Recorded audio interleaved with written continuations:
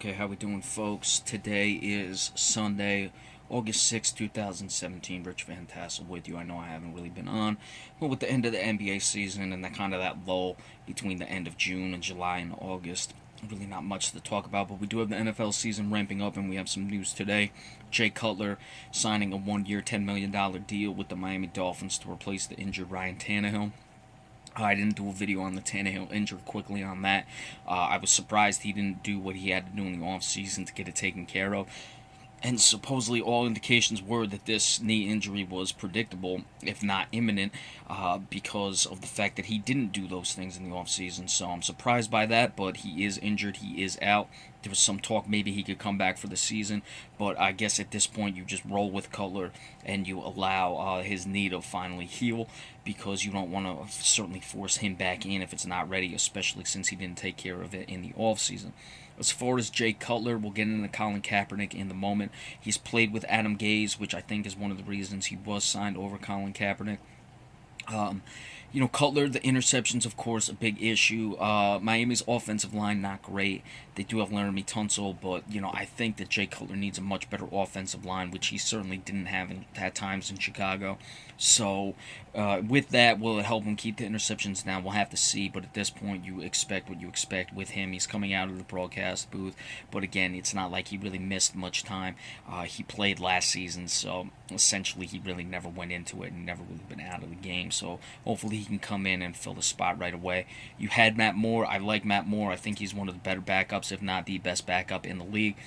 But again, he's a guy who, at most, you get what you expect from a backup. And for any team that really has any playoff aspirations, as the Dolphins do, being that they were a playoff team last year, at most, you're expecting him to keep your team afloat for 5 games. Once you start going past that, you're really into dangerous territory with a backup. So they still have him.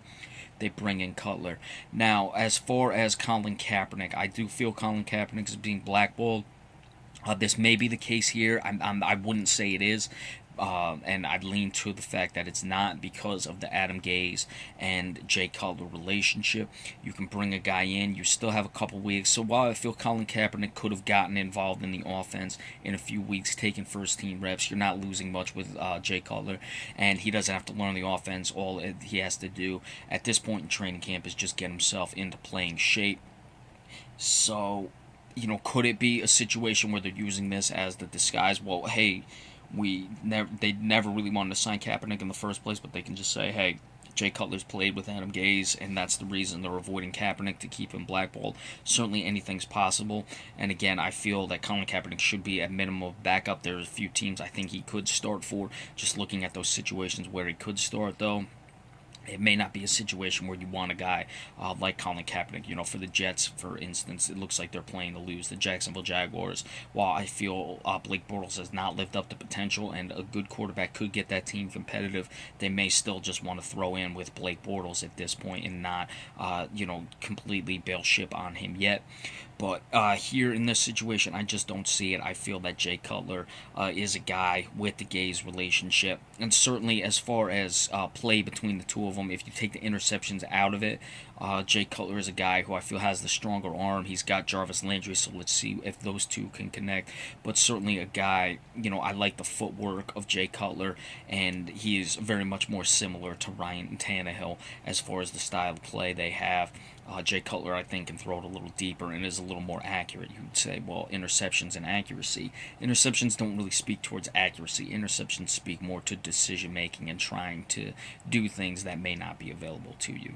So just wrapping up, Jay Cutler replacing Ryan Tannehill, signing a one-year, $10 million deal with the Dolphins. I don't feel it's a situation where Colin Kaepernick is being blackballed. Here, while Colin Kaepernick, I feel, is being blackballed, it's not this. Because of the Adam Gase relationship, you can just bring Jay Cutler right in, and I don't think it's much of a trade-off from what you had with Ryan Tannehill.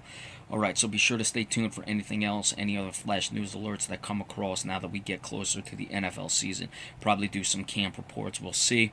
But sure enough, we'll be right around the corner where we do the division by division and team preview. So stay tuned for that, and remember, we appreciate all subscriptions. Thank you so much.